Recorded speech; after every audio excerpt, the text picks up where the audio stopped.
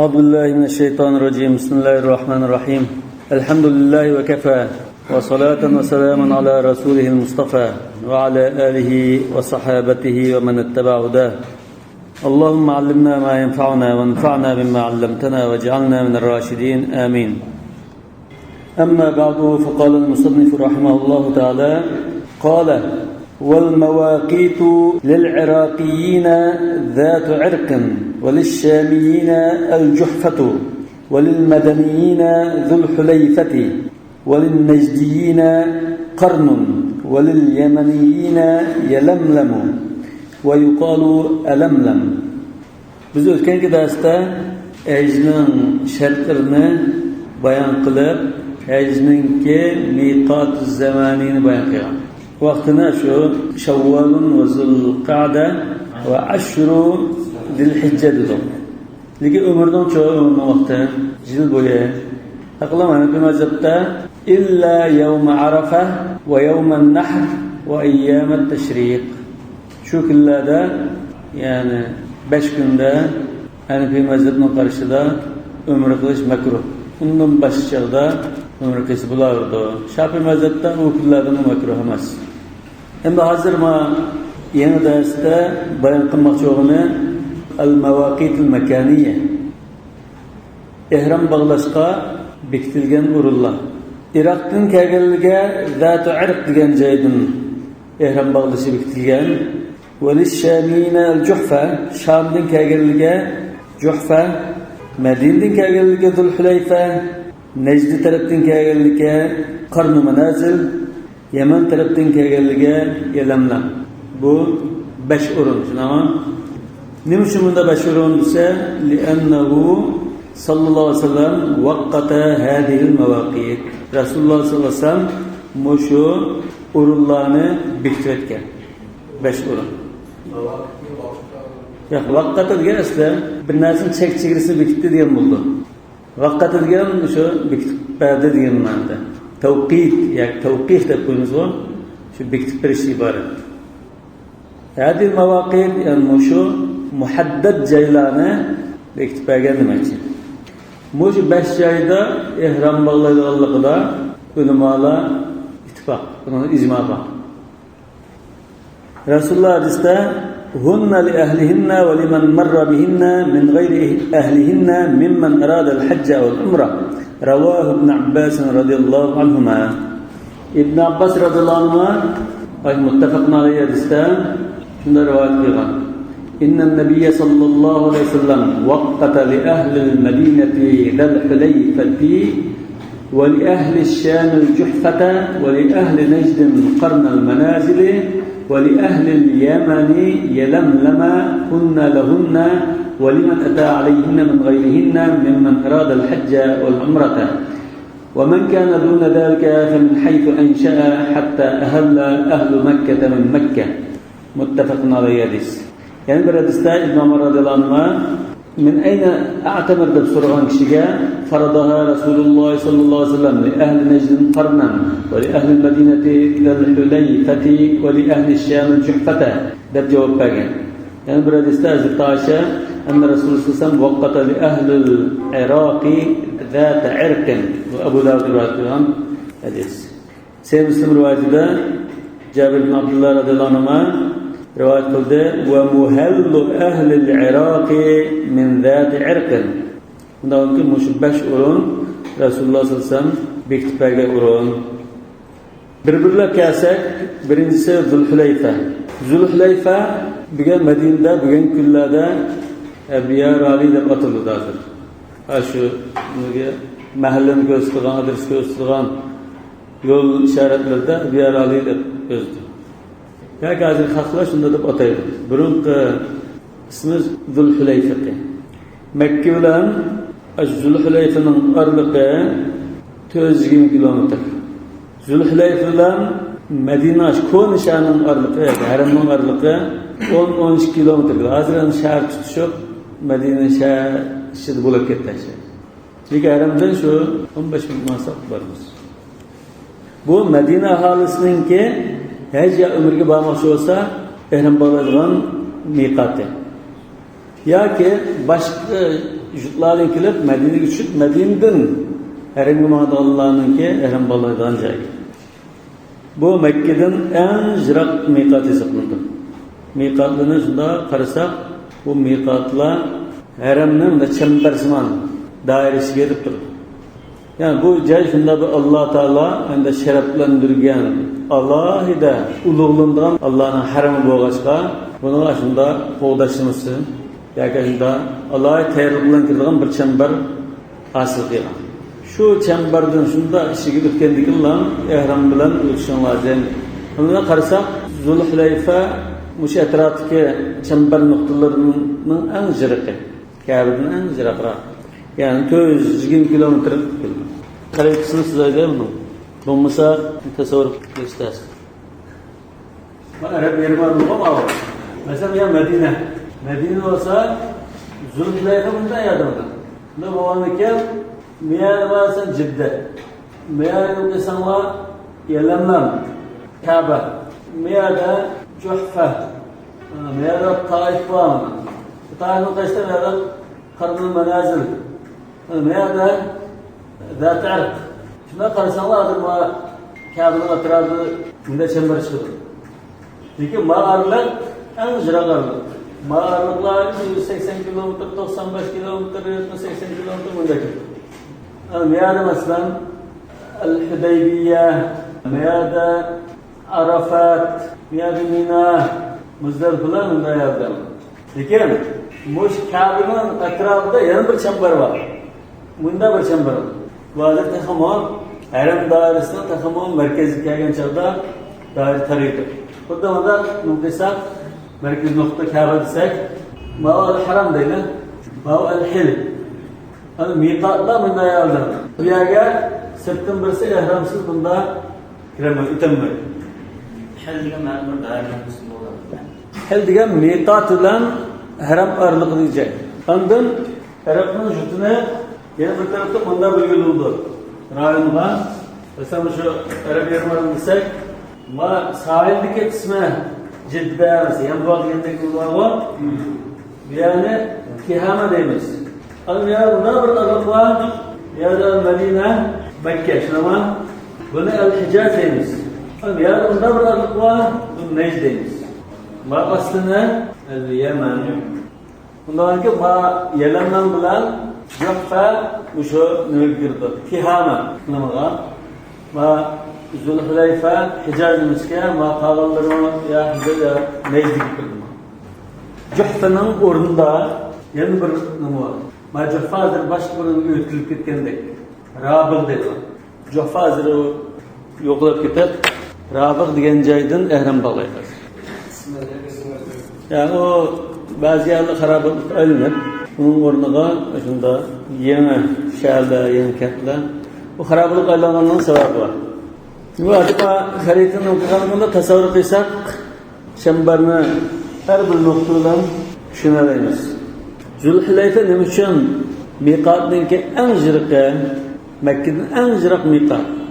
Boshqa miqotlar yaqinroq, lekin Zulhulayfa bundan yiroqda. Bunu ulamalar mesela Hafız ibn Hajar Fathul Bari degan kitobda bunda hikmat chiqqan birisi bo'lishi mumkin deb faraz qilib qo'ygan. Birisi Madina aholisining ajri katta bo'lishi uchun. Qancha yiroqdan ihrom bog'lab kelsa, ihromda turadigan kun soni jafosi ortiqligi ajri katta bo'ldi. Bu bir. Ikkinchisi ayaq yurtlardan keldiganlar qiynalib qolmasin. Rasulullah sallallahu aleyhi ve sellem Haccetul Vada'da şu Zulhulayfa'dan ihram bağlagan. İkinci miqat El-Juhfa. Bu konu kentlarning birisi Mekke'den 187 kilometre yiroqlikda. Hozir bunun 30 kilometre yiroqlikka Rabil degan joydan ihrom bağlagan bo'ldi. Nima uchun desa, Juhfa Rasulullah sallallohu alayhi vasallam Madinadagi vabo kesilini shu Juhfaga yetkazlar deb duo qilgan. Duo qilgandan keyin bu vabo Juhfaga yetkazgan. Yetkazgan shu xalqlar ba'sa to'slam shayasdan kasal bo'lgan ekan, va asosan xalqlar to'may xarobalikqa aylangan. Undan keyin 30 kilometr yiroqlikka Rabildan ihrom bağlagan bo'lib, shu yerda miqotdek bo'lib ketgan. Rabıg'dan Mekke aralığı 204 kilometr. Bu anda Juhfa deyiladi Rabıg ötkelgen o'rni. Bu Şam'dan kildiğanlı ehram bağlaydigan miqat. Şam'dan ya Mısır'dan aşı yolu bilan kildiğanlar ya başka yerden aşı yolu bilan kildiğanlar da qarasanlar bu Juhfa ma Şam'dan da kilish yo'lida. Madinaga kirish ketmaydi. Da şu Şam'dan kelgan yo'l shu yerda o'tirgan bo'lsa, Mısır'dan basun, Şam'dan kelsin, eşhadu ehram bağlanmaydi. Miqatning nereden o'tsa shu yerda ehram bağlaydi. Lekin kirish yo'liga qaraydi. Mush yo'ldan kelgan bo'lsa, Shamlik bo'lsin, Misrlik bo'lsin yoki shuning sirtidagi odamlar mishada ehram bog'laydi. Agar Madinada o'tirgan bo'lsa, nalik bo'lsin, Madinada ehram bog'laydi. Chuqur ma'lumotlar deyish, chuqur ma'lumot bo'lish kerak emas. Ya. Lekin ba'zi ulamolar boshda Zulhulayfadan miqatdan bir o'tib, uningdan keyin yana Juhfadan o'tadigan munda bo'lib qolsa, bir miqat tutib, yana bir miqat qilib, ondan herhangi bo'lib qolsa, birinchi miqatda ehram bog'lasa yaxshi, ya ikkinchisi ehram bog'lasin bo'ldi deb ma'noda ixtiloflashib. Uchinchisi Qarnul Manazil, Qarnul Sa'alib yoki Qarnul Muborak deb ataydi. Lekin bugungi kunda As-Sayl yoki As-Saylul Kabir deb ataydi. Hozir qism. To'liq salkildigan joy bo'lg'achqa, bu tog' bir vodi, shunda bir yer bo'lg'achqa salat to'liq qilib Saylul Kabir deb ataydi. Makka bilan mush Qarnul Manazilning aralığı 80 kilometr atrofida. Bu Taif'ten, Nejd tarafdan yoki shu yo'ldan o'tadiganlar ehram bog'laydigan miqat. Bu Makkaga eng yaqin miqatning birisi. To'rtinchisi Yalamlam yoki Alamlam. Alif bilan bo'lsa keyin yog'i o'zgartirib ketgan bo'lsin. Har ikkisi to'g'ri, sahih. Bu Tihamidagi bir tog' va vodiyning ismi. Şu Yaman tarafdan kelganlar shu yo'ldan o'tibdi. Bu asnoda kam zaman Yalamlam degan. Masalan, Ko'llim tog' tizmasi deymiz-ku. 50-60 kilometr so'zlab ketishi mumkin. Vodiymi shunda uzun bo'lsa, buningki eng yaqin nuqtasi Makkaga nisbatan 60-70 kilometr qilgan. Yani bir uchi Yaman tarafdagi uchi 130 kilometrdek munda jiroqlik qilgan joyim. Bir yerda şu Kenana Taqifiyandek tabilla yaşaydı. 5-ci miqat Zat-ı Irq. Irq deganmada kichikroq bir tog'ni, Irq degan shu yerdan bir kichik bir tog'li bo'lg'achqa. Nejd aholisi buni Dariba deb ataydi ekan. Makkadan 94 kilometr jiroqlikda. Bu Iroqlikning kildigan yo'lda bo'lg'achqa, Iroq ahli o'shadan ehram bog'laydi. Yoki Iroqlik bilan birga kelganlar boshqa yerlikmi ehram bog'laydi. Lekin shu Zat-ı Irqni Rasululloh sollallohu alayhi vasallam o'zi bekitib berganmi yoki Hazrat Umar ya Xulafa Rashidin bekitib bergan miqatmi ulamolar ixtiloflashgan. Biz yuqorqi hadislarda Jabir ibn Abdullah radhiyallohu anhu hadisda Sahih Muslim'deki ve muhallu ehlil Irak min Zat-ı Irqin dedi. Yana Abu Davud'daki Hazreti Ayşe'nin hadisi enne Resulullah sallallahu aleyhi ve sellem vakkata li ehlil Irak Zat-ı Irqin dedi. Lakin Resulullah bekitken değişkin buldu. Yani bazı rivayette mesela Sahih Bukhari'de Müslümanlar şu Kufa ve Basra degan shaharni barpo qilgan chaqda Kufa va Basra shahar aholisi Hazrat Umarning huzuriga kelib shunda degan: "Ya Amiral Mu'minin, inna Nabiy sallallohu alayhi vasallam waqata li ahli Najd qarnan va innaha jawrun an tariqina." Najd aholisiga Rasululloh Qarnul Manazilni miqat bekitib bergan. Lekin bu bizning yo'limizga to'g'ri kelmaydi. Biz o'tgan yo'lga o'tilmaydi. Atrofda qoladi. Va inna in aradna qarnan shaqqa alayna. Biz qarnga berib, ondan yo'limizni davomlashtirsak, ortiq yo'l yurib, jafolab qoldi degan chaqda Hazrat Umar faqala Umar radhiyallohu anhu unzuru ila hadwiha min tariqikum. Siz yo'lingni shu o'tgan chaqda Qarnul Manazilni qoladi. Biz shaharda o'tiribmiz. Qarnul Manazilni berib, undan keyin yana o'qisak avachilib. Udulun kelgan chaqda shu yerdan ehram bog'langlar degan.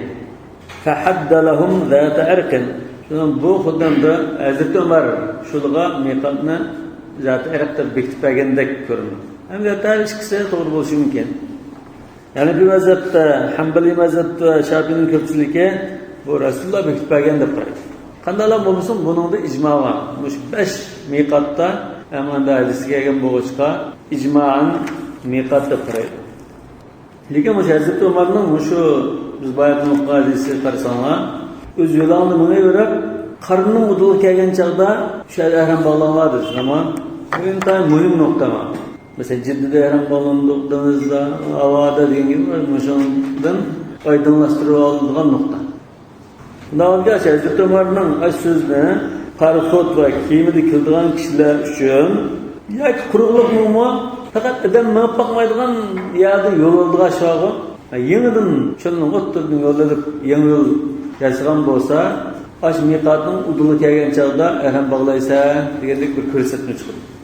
Lekin o'sha uduli degan gap ashunda bir siziq shunda o'tilgan chog'da ihrom bog'la degan gap bo'lamdi yoki udul degan gap ma miqatninki Makka bilan bo'lgan aralığını o'lchab bu 90 kilometr kelsa samma Makka 90 kilometr qolgan chog'da ihrom bog'la degan bo'lamdi.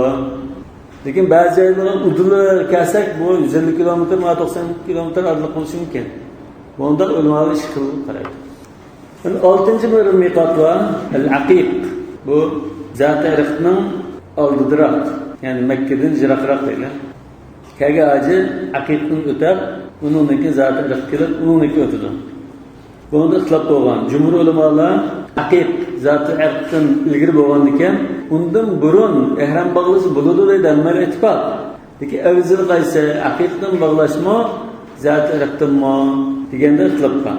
Cumhur ulamolar zat-ı irqdan bog'lasa shu afzal deb qaraydi. Shafiy mazhabidagilar aqiqdan ihrom bog'lasa shu afzal. Chunki Hazrat Anas shu yerdan ihrom bog'lagan.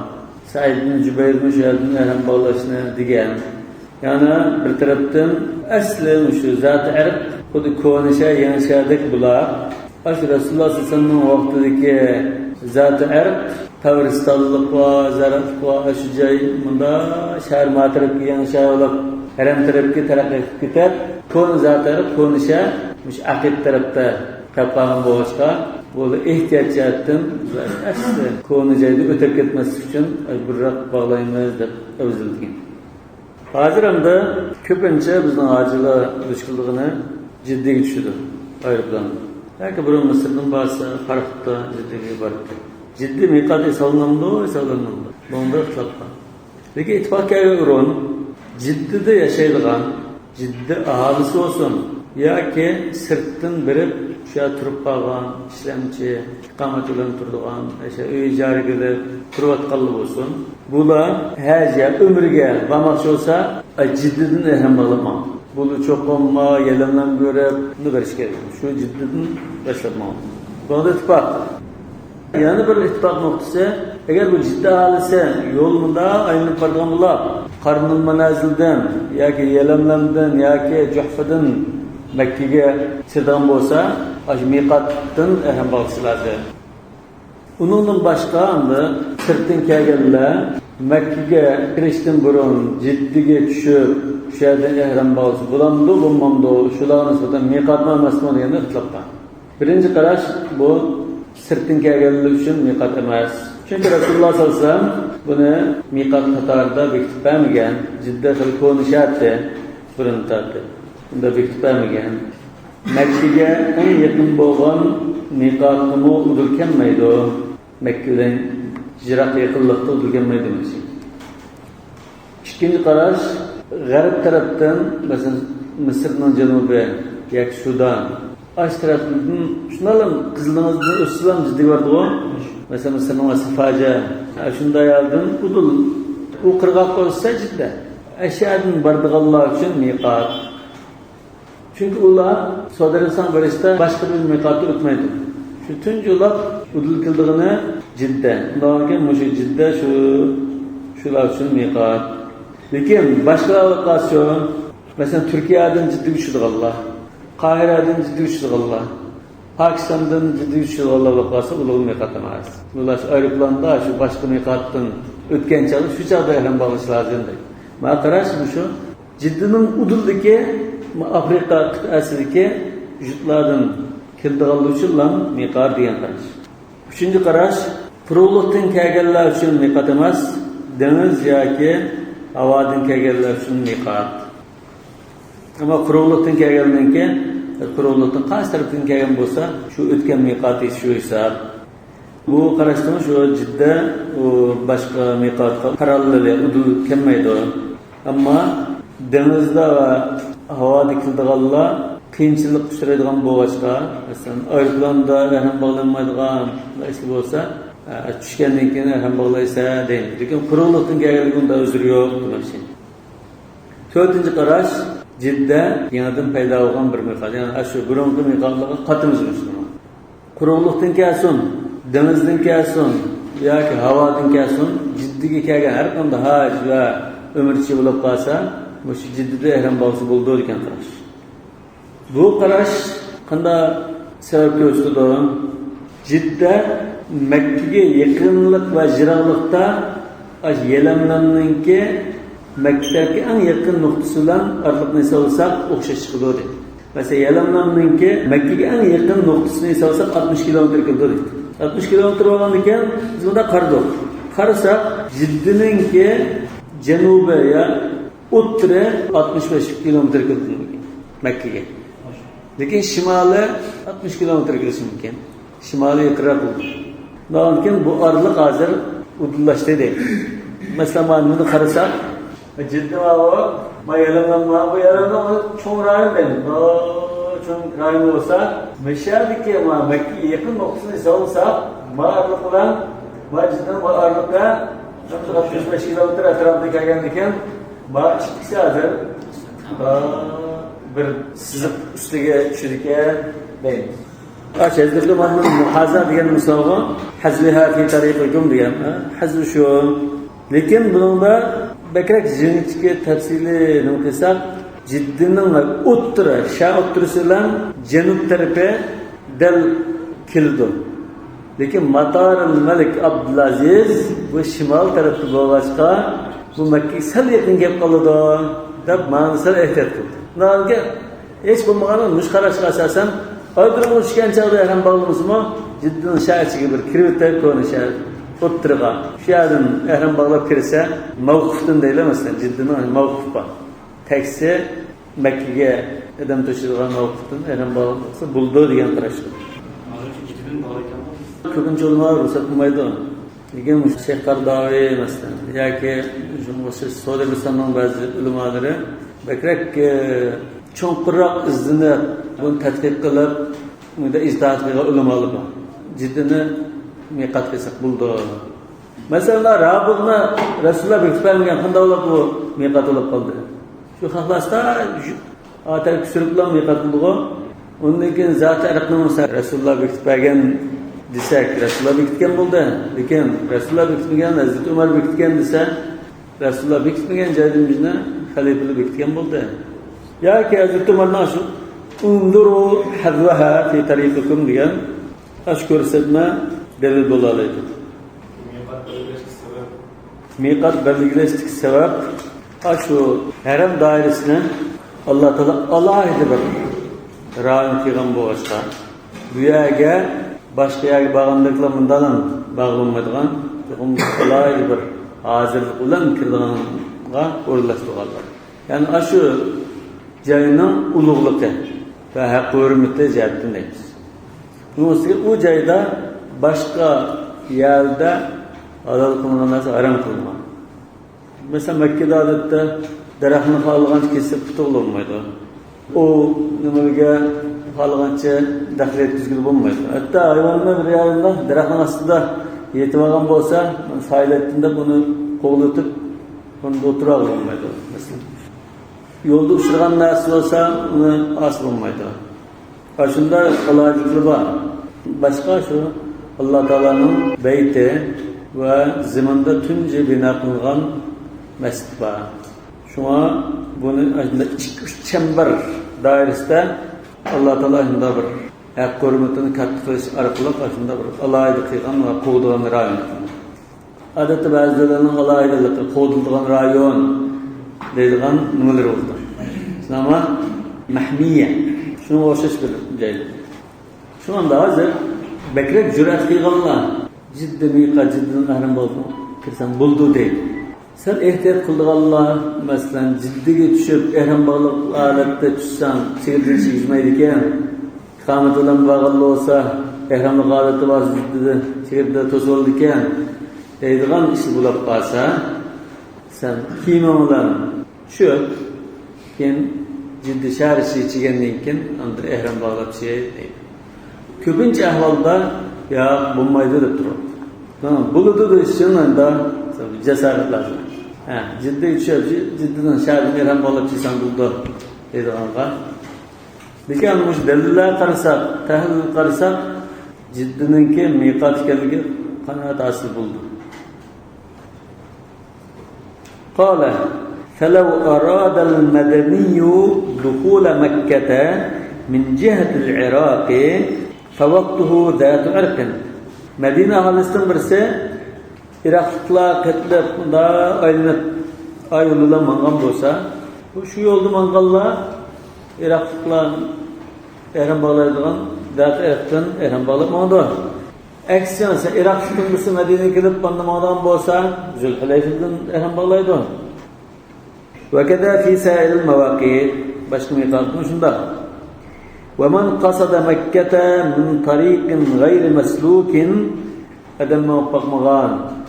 Aşında yeldin yan yol ilinip şu jaydın mangan bolsa birse o biz bekitken o altı miqat o to'g'ri kelmaydi uni. Ahrama ida hadal miqat ay miqatning uduli kelgan chaqda ihrom bog'laydi. Lekin uduli kirish deganni qanday tushunamiz? Ikki xil anda tushunish bor. Ikki xil tushunishni to'g'riman uduli degan. Ka'ba tushunama. Bizlarda şey barmoqchi. Yani bir miqat var. Lekin biz ma miqatdan ma'noya Ka'baga niyat qildik. Niyat qilsak Allohga niyat berib, bunda kirib jumay bo'lmoqchimiz. Bunda bir yo'l ilindi. Yo'l ilinsa, mushsiq kelgancha, mushsiqda o'tgan chaqda ihrom bog'laysiz degan bo'lishi mumkin. Muhazar degan shu, udul degan bo'ladi, hazar degan. Shu kaysi hizar deymiz-ku, shu 10 udul doldu. Yani bir ma'no hizar degan Miyadin Mekke'nin arlıqı 90 kilometre. Evet biz Miyadin mangan çağda udulu kelsek 70 kilometre vaklasın ama şu Miyadin mangan çağda yani dışarı 90 kilometre çıkırarak Miyadin ihram bağlayacağız. Bana 90 kilometre, bana 90 kilometre dik. Çıkıl düşündü. Orun ispesi olmadı mı? İspesi olmadı. Mekke'ye cerahat oluşmaydı.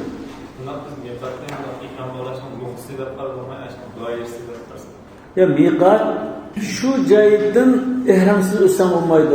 Lekin unda ilgari ihrom bog'lab kelsa bo'lmaydi. Lekin mushriqdan so'ng ihrom bog'lagan holat o'tishing lozim deb bekitgan.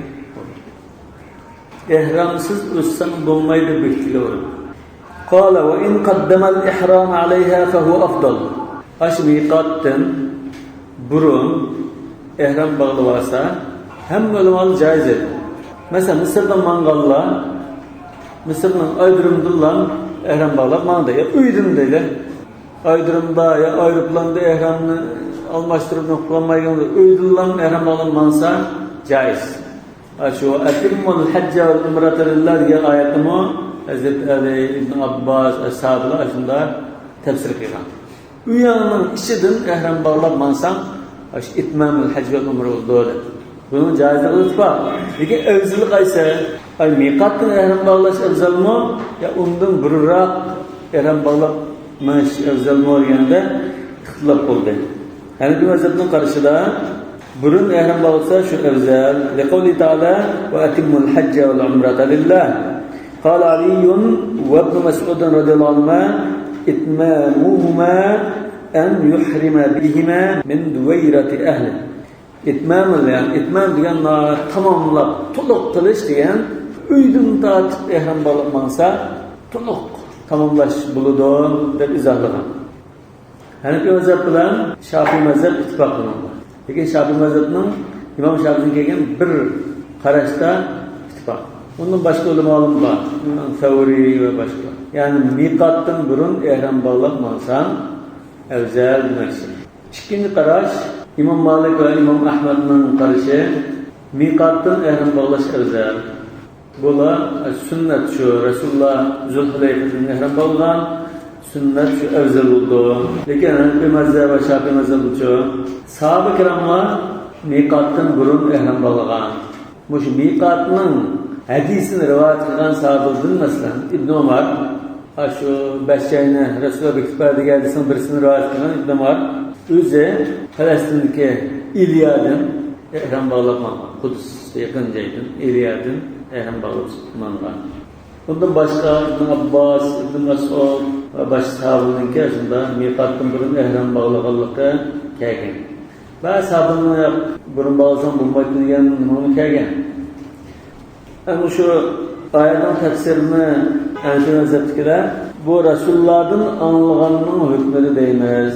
Bu fakat Resulullah şunda bildiğinlik için bula şu yanından ehrim bağlaş şu da tefsir kılgamız özün kallası boyunca tefsir kılmaydı. Daha iken bu mu Resulullah'a tutaşkan bir hadisinin hükmünde de durur. Yana bir qo'shimcha dalil وَلِأَنَّهُ أَشَقُّ عَلَى النَّفْسِ فَكَانَ أَفْضَلُ. Çünkü jiroq joydan miqat kelmasdan burun ehrim bo'lsa bu texmo jafoliq ish bo'ldi. Shuna afzal. Qancha jafoliq bo'lsa shuncha afzal. Yana haramda texmo ulug'liqlik bo'ldi. Dahi ehrim bog'lagan joy berishdan burun ehrimni kiyib bismillah deb mansa bu haramda texmo ulug'lashdan iborat. قال أبو حنيفة رحمه الله الإحرام من مصره أفضل إذا ملك نفسه في إحرامه. Ondan ki İmam Ebu Hanife rahmetullah bir xil ahvolga qarab bekitildek yazır, afzallik. Aç kişinin ahvoli qarayın. Bu kishi ihramga burun kirib olsa, herhangi bir ağaç belki bir ay ketishi mumkin. Mümkün ketishi burunla şu tugildi mana tuğu. Ayni bular şu aralıkta cheklangan ishlarni birazini qilmay Hacı ömrünüzün düzeltmeyi, ihramını düzeltmeyi, fidye keltirmeyi, keparet keltirmeyi aşında kılalığın olsa, hicrattın ehrim bağının şu evzel. Bunun olan bayan olsa, miqattın ehrim bağının evzel. Ama Resulullah'ın için aşı miqattın bağlıgan, çünkü Resulullah başkalar, burun ehrim bağlaş lazım da düşünüp kalmışsın. En tön çekini köysüp koyup, en dakika. قال ولا يجوز للآفاقي أن يتجاوزها إلا محرما إذا أراد دخول مكة. Jiroq jutlardan kelgan kishi Makkaga kirmoqchi bo'lsa, qanday maqsad bo'lsin? Makkaga ham kiraman desa, jiroqdan kelgan kishi cho'qim ehrim bo'lgan holatda kirishi lozim. Afaqi degan ufuqiyning ko'kligi. Biz ufuq deymiz. Yer bilan osmonni tutashgan tarafiga qarasak, aşı siziq oldu. Yani jiroq joylardan, jiroq jutlardan kelgan kishi demakchi. Shundan da bir xil alam bo'lib qolganlik uchun ko'plikka nisbatan afaqi deb ataydigan odat bo'lib qolgan. Asl ufuqiy desak bo'ldi. Afaqi deb odatlangan. Afaq ufuqning ko'pligi. Asl ufuqiy deb mufraddan nisbat berilishi lozim. Lekin afaq degan so'zning o'zi bir xil alamda bo'lib ketgan bo'lg'achqa ko'plikdan nisbat afaqi deb ataydigan odatlangan. Afaqi degan biz bekitgan makani miqatlarning sirtiga demak. Xuddi ashulam jiroq joydan kelgandek hisoblanadi. Yoki chambarning sirtidan kelgan. Buning ichiga Makkalikni kirdi. Makkalikdan birisi Turkiyaga olgan bo'lsa, Turkiyadan qaytib kelgan bo'lsa, bu mo chambarning sirtidan kelgan. Yani cho'qim mo Makkalik bo'lmasi kerak degandek bo'lgan. Makkalik shu chambarning sirtidan chiqib qolsa, kelishda shu başka yerlere o'xshash. Yana birisi var, bu al-hilli deymiz. Hilli degan baş chambarning ichida, lekin haram doirasi tutilmaydigan orliqdagi ara doirada turadiganlar. Yani halal, yani hil doirasi turadiganlar. Miqatlar shu haram orliq turadiganlar. Yani haramning sirti miqatning ichida turadiganlar. Texnik iskillat desak, shunga doirada markazda Mekki el-Hirami yeri var. Yani harem ahalisi Mekkiler yeri var. Bu şu harem işi dikillah. Harem dikilmez, mesele harem olmaz. Şu haremler bekleyen rayon. Şunun içinde yaşadıqlar Mekki yani Hirami deb atılır. Yani bu Mekke'nin içinde yaşadıqan Mekkilik ahali olsun yoki ashar iqomat bilan turadigan, ishlaydigan, muqim turadigan odamlar bo'lib qolsa, Mekki bo'lib turadi. Shuni hukmida deymiz. Eğer dikkat qilsanglar, Mekke'ye kirishni xohlasanglar, Yaqujutdan kelgan kishi, miqotning sirtidan kelgan odam Mekke'ga kiray demoqchi bo'lsa, ihrom bog'lash lozim. Lekin Mekke'ye kirmayman, hil doirasiga kirman deb qolsa, masalan shu yerda bir bog' bor ekan, yoki bir ish bor ekan, yo bir shirkat bor ekan, ashyoga kirib Mekke'ga kirmayman, qaytma deb qolsa, ihromsiz miqotdan o'tib ketsa bo'ldi. Lekin qalbga kirgandan keyin ihramsiz o'tsam bo'lgan deb boshqa ish uchun halol doira kirdimi? Ya kirib ondan o shirkatda ishlarni tutirib, bajonga o'tgandan keyin bir umr qilib chiqay deb qolsa, hilning tug'an joyidan ihrom bog'lasi bo'ldi. Yani miqot qaytib, uningdagi ihrom bog'lasi bo'ldi. Shunga ba'zi ulamolar agar ihramsiz siray deb elishiltay desam, shunday qilsam bo'ldi. Nima kitobda ba'zi hiyal deb bayon qilishlar bor. Başta halol doiraga bir kiritib, miqotni o'tib, uni degandan umra kirmadim. Lekin bu asldan da niyatga munosib.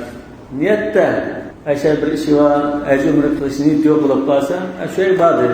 Lekin unda qarasa haram yaqinda, o'nda haram bor ekanman, umra qilib chiqmayman deb niyat o'zgarib qolsa, mayli bo'ladi. سواء أراد دخولها حاجا أو معتمرا أو تاجرا نم مقصد قلت تجارة شمو مكي كرمان دسا إهرام بغلب ötüş lazım يقال yani işleş için İmam Şafii ticaret ve başka için mukayese ihramsız kirsi buldu değil. Peki Hanefi mezhepte ne maksatta yapıcıttın ihramga kirmekçi olsa miqatni o'tgan ihrom bog'lashi lozim. Ihrom bog'lamay kirsa gunohga oladi, qanday qilish ketadi. لأن فائدة التأقيت هذا bu miqat belgeleşten faydasını ma'ariga birinchi bo'ldi. لأنه يجوز تقديم الإحرام عليها بالاتفاق. لأن فائدة التأقيت هذا çünkü aşı caylanı ihram bağlap ötüsüz de bitip koyganın faydası şu. Bu bitkennin ne faydası? Xalq adam ihramsız ötüp bitiyordan bolsa, muşu daire ulug' joy bo'lgandan buni kirmoqchi bo'lsa ihrom bog'laysiz deb bir joyni bekitib qo'yganlikqa nima maqsadda zot o'tmoqchi bo'lsam o'shadi haramga kirmoqchi bo'lsam ihrom bog'lash degan gap. Yani bu yerda hozir shu joyninki ulug'ligi va sharafi katta bo'lg'achqa bundan keyin bu Hanifazning qarshida ihrom bog'lash hozir haj umri ibodati uchun emas, shu Makkaning ulug'ligi uchun. لأنه يجوز تقديم الإحرام عليها بالاتفاق. Çünkü karşıda bundan burun ihram bağlasan buludun. Peki ondan sonra bu bitke yanın faydasını alırsan, bu şu yerden öteplen kalsan ihram tarafke. İhram bağlasan olmayı diyen mezmun var. Ondan sonra eşya zaten ulug' joy. Ve kâle sallallahu aleyhi ve sellem la yetecavüzü ahadun el-miqata illa muhrima. Bu hadisini nekeptim. Yani miqatni ihramsiz o'tib ketsa bo'lmaydi degan mujdaline keldi. Bu ajizroq bo'lishi mumkin. Va man kana dakhilal miqati miqatning ichidagi kishilarcho, masalan, Jiddadan haramning oralig'ida Jiddadan maqsad rel belgisi va bir chazig kelmas. Shu haram chegarasi boshlangan joy. Haram chegarasi ham yerda bir tash belgi qo'yib qo'yilgan. Mana haramning ichi, haramning sirti deydigan. Hatta masalan shu Mina'nın bağı عنده belgili var. Muzdalife yoki Mina'da var. Daxil hududul haramda belgili var. Şu miqatning ichidagilar bo'lib qolsa, ya'ni hil doirasida bo'lib qolsa, yoki miqatning o'zi turgan Jidda, shunday joyda turib qolsa, yadkhulu Makkata bi ghayri ihramin li hajati. Zaj umra qilmoqchi bo'lsa, ihrom bo'lib kirdi. Sirtin kelganlar o'xshash. Lekin bir ish uchun chiroq bo'lib qolsa, so'zlikqa yoki narkes yoki nasib chiqmoqchi, shuna bo'lib qolsa, bu ihromsiz kirivasi bo'ldi. Çünkü bu ibadet için, haj ya umr faoliyati uchun kirmadi. Ama bu miqatning sirtiga chiqib qolgan bo'lsa, cho'qim ondan Makkaga kirmoqchi bo'lsa, ihrom bog'lab kirish lozim. Lekin hil daris turib Makkaga hajga umr uchun emas, tijorat boshqa ishlar uchun kelmoqchi bo'lsa, ehramsiz kirasiz bo'ldi. Makkalik sirotga boshqa narsaga hojat chiqib Miqatning sirtga chiqib qolsa ehram bog'lab chiqishlar. O'sha farqli o'xshash bo'ldi dedi. Endi bu hil darisdan ehramga tijorat boshqa ishlar ehtiyoji bilan kirib qolsa, ehram bog'lamasın buldu.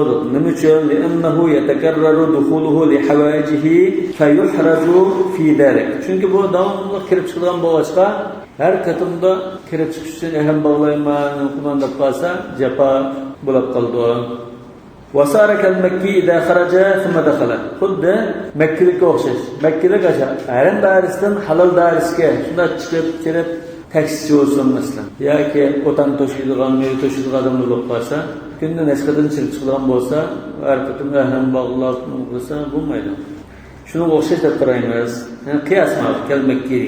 Bixilaf ma idha dakhala lil-hajj. Ammo haj ya umriga kirib qolsa, halol daris kishi. Bu chaqda haraj olmaydi. Japa qilmaydi. Li'annahu la yatakarrar. Chunki haj degan har yil qilmaslik mumkin taqa. Yilda bir qatim keladi va u har yil kirmasligi mumkin. Japa bo'lmaydi. Fa innahu la yakunu fi as-sanati illa marratan fala yuhraj. Wa kada li ada' al-umrati. Umra qilish uchun shunda, li'annahu iltazamaha bi nafsihi. Umra buning uchun vojib emasdi. U o'zi umra qilaman deb holat kirganda yuhraj, haraj qilmaydi. Kunda bir qatim kirib chiqadigan bo'lsa, har kuni ehram bog'lab bu javob qiladi. Qala fa in jawazaha al-afaqi bighayri ihramin. Anjiraq jutdan keldigan kishi Makkalik bo'lsin, yoki jiraq jutib bo'lsin, miqatning sirtidan keldigan kishi miqatdan ehram bog'lamay o'tib ketib qolsa, fa alayhi shatun. Bir qo'y qan qilishi vojib bo'ladi. Çünkü bu vacibni terk etti. Miqatda ehram bog'lashdan iborat bir vacibni terk etti. Bu hamda shu miqatda o'tib ketib bo'lgandan keyin yerim yo'lda ehram bog'lagan bo'lsa shunda. Cho'qim bu miqatdan ehram bog'lash lozim. Miqat ehram bo'lmay o'tib ketgandan keyin, yo'lda ravon bo'lgandan keyin qan keldi deymiz. Yerim yo'lda bog'lasin shunda, qan kelib yurdi. Li'annahu manhiyun anhu lima marra min al-hadis. Shu yuqori hadisda miqatdan ehram bog'lamay o'tmasin degandir. Yani İbn Abbas radhiyallahu anh'ınki sözde şuna kelgan: "Men taraka şey'en min nusukihi falyuhriq dama." Ulamaninki miqatdan ehramsiz o'tib ketsa qan keladi deganning asosi hadisdan ojiz deymiz. Lekin İbn Abbasninki ma so'zi İbn Abbas deganligi sahih. Shundan mushun asos qilib. Yani bu hukman marfu'. Ay nusukning vajibatlaridan birini tashlab qo'ygan kishi qan qilishi lozim ekan. Miqatda ehram bog'lash vojibini tashlab qo'ydi, qan qiladi degan. Buni Imom Malik va Bayhaqiylar rivoyat qilgan. Imom Malik Muvattada rivoyat qilgan, sanadi sahih. Qala fa in aada degan miqatdan o'tib ketishmama ehram bog'lamaydi. O'tib ketgandan keyin birisi miqatdan ehram bog'lamay o'tibsa, voy deblam, yeniblam miqatga keldi. Yenib oldi. Fa ahrama minhu. O'ydablam xato qilmanda ehram bog'lamay turiblam shu kiyim bilan miqatga qaytib kelib oldi bu. Fa ahrama min miqatga qaytib keldilar, miqatdan ehram bog'ladi. Saqataddan gadinga vojib bo'lgan qon chiqdi. Chunki bu hozir xatolikni tuzatgandek. Qasddan bo'lsin, unutib bo'lsin. Wa in ahrama bi hajjatin aw umratin thumma aada ilayhi mulabbiyan saqata aydan. Hajja umriga ehram bog'lan bular. Yuqorqisi ehram bog'lamay turiblam yenib oldi. Mavu yanmay turib yerim yo'lda hajja umriga ehram bog'lab tushadi. Bu ehram bog'lamay tursa so'ymaydi. Ehramni kiyolaydigan kiyibdi. Kiyogandan keyin summa aada ilayhi. Yani şu joyda ehram bog'lab, undan keyin andin miqatga qaytdi. Lekin miqat qaytgan chaqda labbayk Allohumma deb to'lab qaytgan bo'lsa, İmam Abu Hanifa'nın nazarida gadindan saqit bo'ldi. Lekin ilgirki ehram bog'lamay turiblam yenib berib, u yerda ehram bog'lab kelsa, Hanifa mazhabda shu imomning hammasi qan saqit bo'ldi deydi. Lekin shu tug'an joyda miqat qaytmay turiblam ehramni kiyib, undan keyin qaytsa Imom Abu Hanifa labbayk Allohumma to'lab qaytdi dedi. O çağda andın qan saqit bo'ldi. Va indahuma yasqutu bi mujarradil awd. Sahiben labbaygada to'limsimi shu ehram bog'lagan holatda miqat qaytib kelsa, geldiğini sağ. Çünkü bu miqatdan ahir qitim shu o'tilgan chaqda ehramlik muddat ehramda. Bo'ldi ish tugadi deydi. Ve inde Zufar, İmam Zufar la yasqutu ve in labba. Labbaygada to'lab qaysimi o geldiğini vacip bo'lgan kan saqit bo'lmaydi. Çünkü o cinayetni ishlab qildi.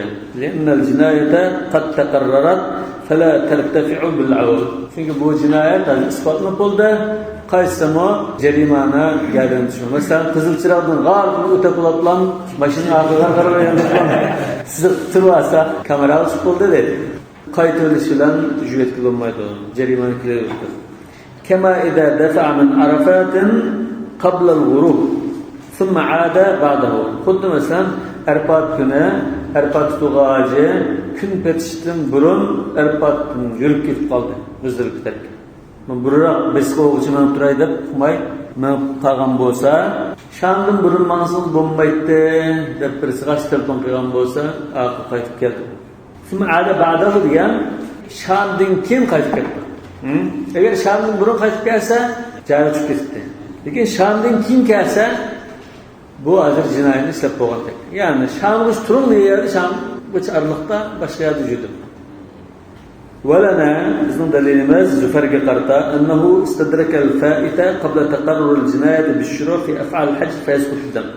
Ya bu ihramimiz takbirat tahrimda sirq shartidir. Ya bu hajning faoliyati rasmiy tutish qilib boshlashdan burun darhol o'zidan o'sholdi. Taqa hajning faoliyati rasmiy boshlanmagan. Sirtda ihrom bog'lash uchun taqa bu boshqa gap. بخلاف الدفع من عرفات. Siz Arfatdan burun ketib qolishda kasbdingiz, bu uni o'xshamaydi. لأن الواجب استدامة الوقوف ولم يستدركه. Çünkü bir vacib bo'lgani aşağıda midilmay turishlarni tasdiq. Arliqda bu Arfat tasdiqlab boshqa yo'lga keldi. Shunda bo'lgan. ولم يستدركه degan uning o'rnini to'ldirgan, mesela 1 soatdan tashlab ketgan bo'lsa, o'rnini to'ldirgan işte qimmatdir. Kim tuğan bo'lsin lekin shu qo'ldan ketgan vaqt uni qaytarib qo'ymas. Thumma indahuma sahibaning nazarda azhara haqqal miqat bi nafs al-awd. Miqatninki haqqini aytdi. Miqatdan ihrom bog'lab o'tashdi. Bu darhol qaytish orqali miqatning haqqini ado qilgan bo'ldi. Lianna talbiyata laysa bi shartin fil ibtida. Chunki talbiya to'lash ehramda dastlabki bo'lgan chog'da bu shart emas. Uni kerak to'lsin bo'ldi demak. Hatta law marra bihi muhriman sakitan jaza. Shuna miqatdan o'tgan chog'da bir narsa demay, talbiya to'lmaychi o'tib ketsa ham bo'ldi dedi. Va indahu kim? Inda al-imam annahu jana bit-ta'khir 'an al-miqat. Bu miqatdan o'tib ketish orqali bir jinoyat ishida. Fayjib alayhi qada'u haqqihi bi insha'i talbiya. Shuna uning shu qo'ldan ketirib qo'ygan miqatning haqqining qazosini talbiya to'lash orqali to'ldirdi. Yani miqatni berib qo'yish orqali talbiya to'lash ma'lum demak. Va kana at-tadaruku fil 'awd mulabbiya. Undan keyin shu qo'ldan ketgan ishni qanday asli keltirildi? Talbiya to'lgan holatda qaytish orqali asli keltirildi. Üç qarashdan üç xil tahlili bor. Çünkü İmam Abu Hanifa'nın nazarida miqatning haqqi talbiya to'lib o'tash deb qaraydi. Sahiban miqatning haqqi ihrom bog'lab o'tashdi. Bu anda bo'libdi bu xatosini tunib bir ish qilgan ekan, bo'ldi qilib o'tmas degan tariqada. Qala walau 'ada ba'da mastalama al-hajar. Endi bu ihramsiz miqatdan o'tib ketdi. Ihrom bog'lamay, mana yerim yo'lda ihrom bog'lab oldi. Kabe kiribdi, tavafni boshlabdi. Tavafni boshlagan chog'da ya Hajarul Aswadni suyab yoki ishorat bilan boshlaymiz. Bismillahirrohmanirrohim Allohu akbar deb. Ya suyash ya tutishni yoki ishorat. Tutamagan ekan odamcha ishorat qilamiz. Shuni istilom deymiz. Istilomul hajar. Ihrom bog'lagandan keyin bu Makkaga kirib tavafni boshladi. Bismillahirrohmanirrohim Allohu akbar deb tavaf qildi. Va sharafat tavof dedi. tavaf qo'shinda tutish qilib boshlagandikilar, o chog'da miqot qaytib bu qandan qutulay desimi chora yo'q, u gardini bekitilib ketdi. Saq qilolmaydi. Hammadan tavaf tutish qilgandikilar bo'ldamdi. Qanni saq qilolmaysiz, yeni o'linmaysiz degan. Bil ittifoq. Li'annahu lam ya'ud ala hukm al-ibtida. Çünkü bu hem de başlangıçta adam emas, resmen şirk oldu işe. Çünkü bu ihram hazır hecnin faaliyetleri bilan tutuşup ketgandek. Şuna kan kirişi resmi bitilib ketdi. Ve kedalika in aada ba'da al-wuqufi. Şundaqla Arfat'ta hecga ihram bağlan kişi Arfat'ta turgandan keyin Arfat'ta o'tirib hacildim bizse, ölüm aldım bizse, sil xataqlar ehramlık alıpta ötükleme miqatda ötep gitip qoplarsa atlardan bir qo'ydan qutulayda Arfat'ın uddul miqat chiqib miqatında kelgan bo'lsa yanla qan saqtilmaydi. Lima bayyana, yani bu ejning faoliyati rasmi o'ttirib berib qoldi. Qala va in jawaza al-miqata la yuridu dukhula Makkah. Yani afaqi Mekke'ye girish maqsadi yo'q. Hajga umri uchun Mekke'ye kiraman demadi bu. Lekin miqatdan o'tdi. Fala shay alayk. Bundan qon kelmaydi. Mekke'ye kirman desin yoki haramga kirman desin. Hadi haram Mekke'dan sal kenarlik doirada. Mekke bundan sal kenarlik doirada haram doirasi var. Onunki hil doirasi, onunki miqat. Baştakidan farqi Mekke'ye kirman deb bo'lib qolsa, qanday shu haj bilan, umr bilan yoki boshqa ish bilan Mekke'ye kirman deb qolsa, miqat o'tagach qon kirdi. Ma hozir Mekke'ye kirman dedi. Mekke atrofidagi joylarga kirman degan bo'lsa, qon kelmaydi yoki ishmi kelmaydi. Ya'nahu innama wajaba al-ihramu li ta'zim Makkah sharrafaha Allah. Chunki yani ihram bog'lash Mekkeni ulug'lash uchun vojib bo'lgan. Yani shu miqatning belgilanishi, ihrom bog'lashning maqsad shu. Yani asosiy maqsad shu. Bunun boshqa maqsad bo'lishi mumkin.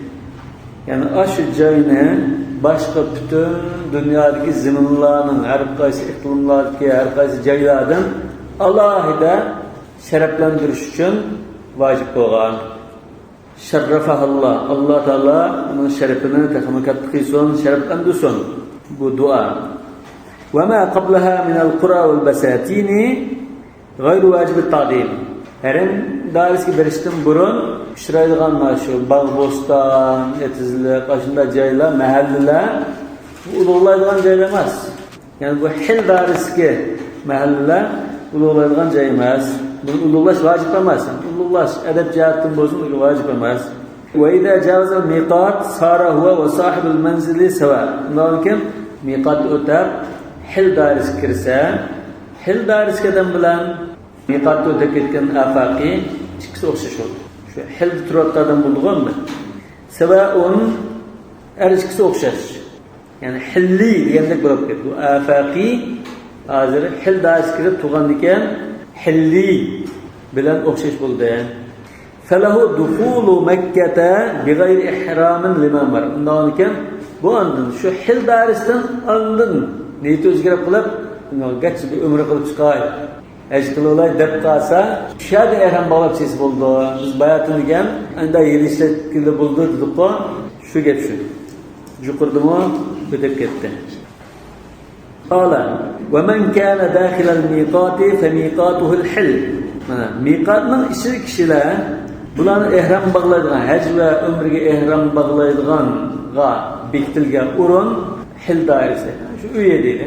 Shu uy va mahallasidan ihrom bog'lasi bo'ldi. Allazi baynal miqati va baynal haram. Yani hil degan nima? Miqat bilan haram oralig'idagi rayon. Miqatning ishini hammasi desak, haramga kirib ketadi. Biz ash arliqda turamiz. Mava miqat mana. Mava haramning doirasi. Mush arliqda kelganlar. Bu nereden ihram bog'laydi umrga? Turayotgan joyda. Li'annahu ahrama min duwayrati ahli. Shu o'zining turayotgan uydilan ihrom bog'landik. Uydan ya mahallasidan bo'lsa bo'ldi. Ya shu joydagi masjiddan, ba'zi ulamolar masjiddan ihrom bog'lasa yaxshi edi. Çünkü bir ibadet kılga urun bu değil. Eğer öz turvatkan Cüveyretil Ahl yoki şu mahallesidan ehram bağlamay keyin 20-30 kilometr mana baranga yaqinlashgan chog'da ehram bag'lashgan qon keladi. Chunki buning miqoti turvatgan joyda. Shu afaqiy uchun bekitilgan nuqtaga o'xshash. Buning nuqtasi shu turvatgan joyda. Turvatgan joyda ehram bağlamay alqib ketgan ekan qon keladi deb. Maktabda yo'q magar. Lekin bu kişiler Mekke'ye çıkıp çıkış işleri için Hil dairesinde yaşadılar. Haramın etrafında. Şu dairede yaşadılar. Mekke'ye girip çıkışta Hacı ömrü için anda ihram bağlaydı. İhram bağlamayı noktaza kankılıdı. Lekin özünün ticaret ve başka işleri için tıpkı yoklar, şunda işler ihram bağlamayı kirisi buldu. Yani bir mezhebinin karşıda. İmam Şafii'nin bir sözde şunda okşar. Yeni bir sözde ya caiz emas ekan. Yeni bir sözde jildi bir qatim ihrom bağlab kirib qo'yish bo'ldi. Qala va man kana bi Makkata fa waqtuhu fil hajjil haram. Hani Mekke dairesi kılço, ama şu merkezdeki kişiler hakkında yapılıyor. Ve men kana bi Mekke, Mekke'de turgan Mekke ahalisi olsun ya ki sırtın kep qağılı olsun, ay Mekke turayotganlar, iqametullan turdu. Hacı ömürge saklap turdu mesela. Hacı saklap turganlar var. Mesela şunda adamlar fawaqtuhu fil hajjil haram. Hacga ihram bağlab Mina'ga chiqadigan bo'lsa, haramdan ishidilan ihram bağlab manadi. Duvayrati ahlihi yoki haram masjid, shu haram Mekkening ishidilan ihram bağlab Mina'ga manamizga. Fawaqtuhu degan o'sha miqatul makani. Ma adati zaman emas, miqatuhul makani degan. Ihram bağlash uchun belgilangan o'rin Mekkening ichi. Sırt qisqa ihram bağlab chiqmaydi. Şu Mekke'deki o'xshash. Mekke tug'an ekan, shu Mekke'lik qanday bo'lsa o'xshash. Va fil umrati al-hil. Lekin umrchi, mesela Mekke'de turib umr qilay deb qoldi. Va sirtdan bag'allar bu bir fursat. Jiq bir umr qilib olsak deb, qaqda umr qilib olsak. Shu yerga davomli boramaymiz. Shu fursatda 3 qatim qilib olandik, 5 qatim qilib olandik, umr qilib olandik. Mekke'de turib hajni saqlab turyapsizsiz. Umr qilib olay o'zimga ya atamga ya anamga umr qilay deb qalsa, qanday qilamiz? Al-hil umrga ihrom bog'lash uchun bekitilgan miqat makani al-hil. Mekkelikmi shunda? Umr qilmoqchi bo'lsa, haramdan sirtga chiqadi. Haramdan sirtga chiqib, shu yerda ihrom bog'laydi. Masalan, yerda haramdan sirtga turma arliqdan. Ma Mekke'de turgan mushriklar bu yerda ihrom bog'lab turmay, misal yaniyaga ne yapmalı misal Windows çıkar, yerda ihrom bog'lab birinchi bo'ladi. Mekke turiblar, ihrom bog'lab bundan o'qmaydi. Bu hilga chiqsa nega chiqadi? Tan'im degan joyga chiqishi mumkin. Hazrat Oysha Tan'imga chiqib ihrom bog'lab chiqqan. Yoki Rasululloh sallallohu alayhi vasallam Ja'rana degan joydan ihrom bog'lagan. Bu Ja'rana jiroqroq. Tan'imga hozir shu Mekkening bir yaxshi bo'lib qoldi. Shaga tutishib ketdi. Shakening keyin shaga tutishib ketdi. Asli 5-6 kilometr jiroq joy. Ja'ranadan o'qish mumkin. Hudaybiyaning jiroqroq nuqtasi bo'lsa bu Hil dairesi. Yoki Arfat tarafçısı buldu. Arfat Hil dairesi. Lekin en afzal qaysi esa Ja'rana en afzal deydi. Çünkü Rasululloh shu yerda ihrom bog'lab chiqqan. Ondan qolsa Tan'im, çünkü Hazrat Oysha shu yerda ihrom bog'lab qolgan. Hil degan haram dairesi bir kichik chambar desak, markaz nuqta desak, shu chegirdan sirtdan miqat bo'lgan oraliqdagi doira. Shu o'rtadagi doira Hildir. Halol rayon, haram rayon emas. Lianna Nabiy sallallohu alayhi vasallam amara ashabahu an yuhrimu bil hajj min Mekke. Çünkü Rasululloh sallallohu alayhi vasallam sahabalarını Mekke'den hajga ihrom bog'lash buyurgan ve şu Mekke turayotganlar sirtin kelgan olsun.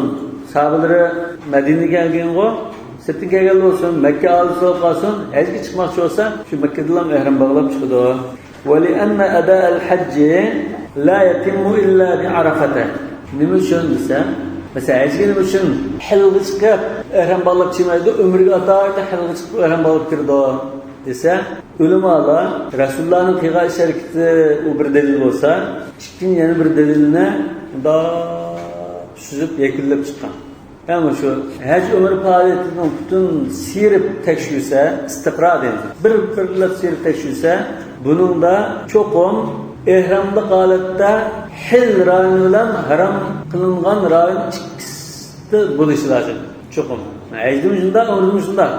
Hem ömürde ne için haram dersi tuğan atayetun hil dersi olsa, şu ehramlı halat çokum hil haram. Hil haram. Bunda ikisi tebilişi lazım. Hac seferdim şunda, ömür seferdim şunda değil.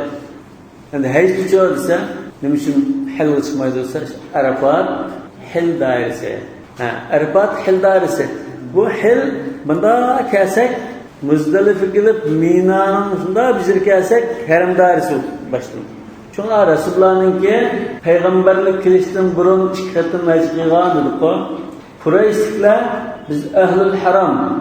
Biz haram dairesini, hil dairesini bunda kumsakmış ulu cayı tutsaklan buldu Arafat çıkmaktı. Başka afakıyla Arafat tutup onu Muzdalif'e gelip bundan öptü.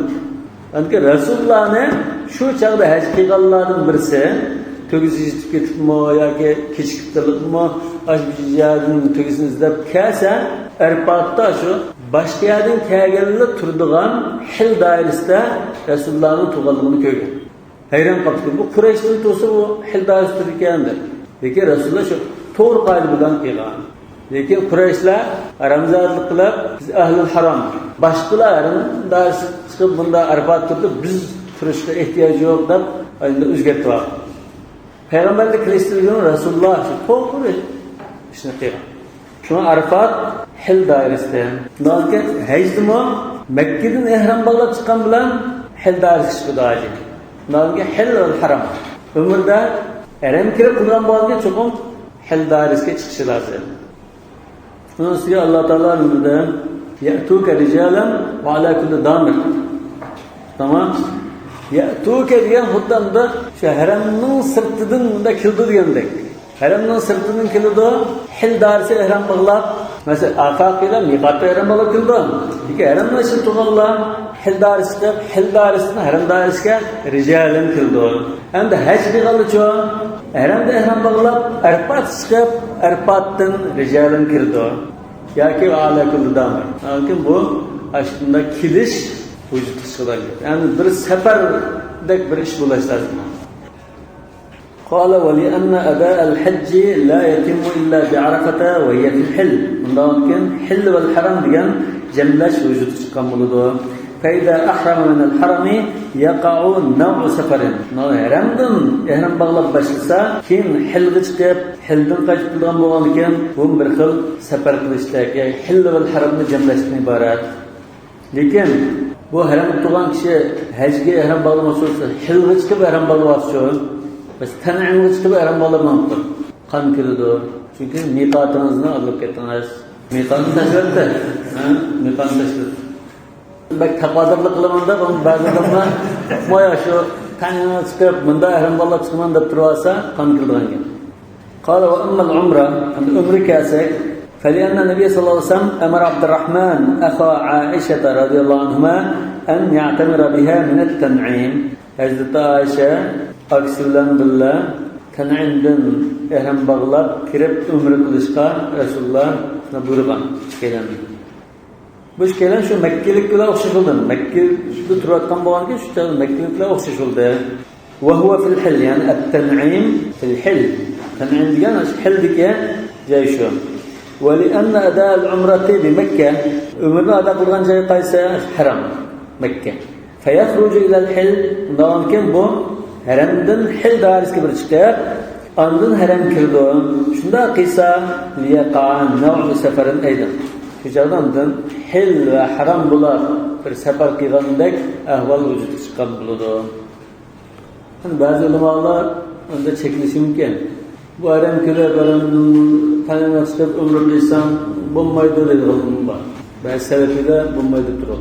Peki Resulullah ona Hazreti Ayşe'ne ve Abdurrahman'la çıkıyanına çıkıp ihram bağlap şeyler buyurgan. Hazreti Ayşe'nin ihram bağlamış. O işte ihram bağladı abi. Haraklık olsun mu, ihram bağlaş şekli okşumuş mu, ihram bağladı demiş. İnsandan boluyken her ömrünün bahsettiği ihram bağlaydı. Çünkü ayollarının ehramı başkaça.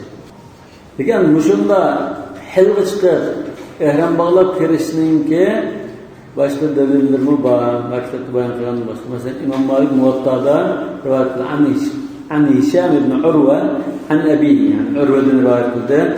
Ennehu ra'a Abdullah ibn Zübeyir radıyallahu anhuma ahrama bi umratin minet ten'im. Kale ثم رأيته يسعى حول البيت في الأشواط الثلاثة. Bunu İmam Malik babı ramalı tavafta destek kuşkatın ayınışta tez yürüyendeki ildan maaşla. Yes'a yani yes'a havlel beyti fil aşvat salaset. Falnıkta 3 hetim ayınışta tez ildan mangallıkını köylüyorum. Demek Abdullah bin Zübeyir Ten'im Oscar esimek götürüyorken emir yani halifeden bulduğuz ne? Mekke'den çıkıp Ten'imde ehram bağlap onu kirdi. İmam Ahmed'nin bunda bir karşı var. Biz bunun bir katında tuttuk. Mekke'lik için ömrü kılıç yok. İmam Ahmed'in kelgen bir rivayette Cumhurullah okşayış Mekke'lik ömrü kılıç buldu diye. Lekin Esram rivayet kıygan karışıda Mekke'lik ömrü kılıç. Mekke'lik nasıl? Kulağı açı tavaf. Sırtın kelgen lan şu tavafını kılıç için kağıdında ömrü kıldı o da kıraydı. Bundan kim biz eğer ömrü verip Mekke'de bulup kalsak ömrü kılayıl dep kalsak şu hilga çıkıp ömrü kıysak tekrar kıysak buldu. Ashab-ı kiramlarının izleri yatağından asastır. Kâle وَلَوْ أَحْرَمَ بِهَا مِنْ أَيِّ مَوْدِعٍ شَاءً مِنَ الْحِلْ. Hilga çıkıp çokum ten'in dep ten'in şartımaz. Hil dairiske çıkıp onda mescid olsun bulmuşsun. Çigiranın sırtı çıkıp hil dairesiyle ehram bağlap girsek buldu. Mesela ciddiden kiratkan çağda şey, reylinden belgesi var, çağcı var o darvazda. Şunun aldı tarafı çıkıp yani ehram bağlap girsek buldu. Ciddi çıkıp ehram bağlap girsek buldu. Medine'yi görüp Medine'den ehram bağlap girsek buldu. Caze illa enne ten'ime afdalu lima ravayna. Lekin ten'im biz rivayet kıyganlar şu Hazreti Ayşe'ninki izleri asasen evzil dep karıldı. Bazı ulamalar Resulullah sallallahu aleyhi ve sellem Ca'rana degan joydan ömrüge ehram bağlap chigan şu en evzilleri dep qaraydi. Lekin ömrü qilmoqchi bo'lgan kishi ehramning o'z ehram bağlaması haj qilgan kishining ta'tirin. Haj qilgan kishi hilga chiqib ehram bağlasa qon kelibdi. Endi ömrü qilmoqchi bo'lgan kishi hilga chiqib ehram bağlashi lozimdi. Bu hilga chiqmaylar shu yataqtillan ehram bağlab oldi. Bunun kan kildi çünkü onun miqatını teşekkür koydu. Wallahu a'lamu bis-savab. Subhanakallahumma bihamdik eşhedü en la ilahe illa ent estağfiruke ve etûbü ileyk.